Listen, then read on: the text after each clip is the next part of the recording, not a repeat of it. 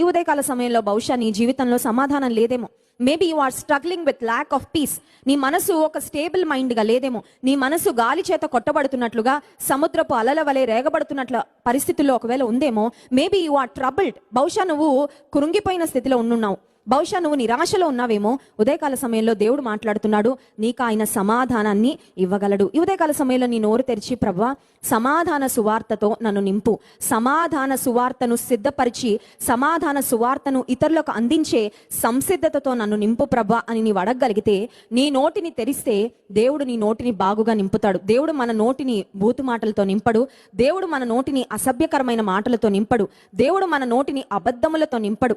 దేవుడు మన నోటిని అన్యాయంతో కూడిన మాటలతో నింపడు, కానీ సమాధాన సువార్తతో నింపుతాడు. నీవు మాట్లాడుట ద్వారా కుటుంబాలు కట్టబడాలి. నీవు మాట్లాడుట ద్వారా నిరాశలో ఉన్నవారు లేవనెత్తబడాలి. నీవు మాట్లాడుట ద్వారా నిరీక్షణ లేని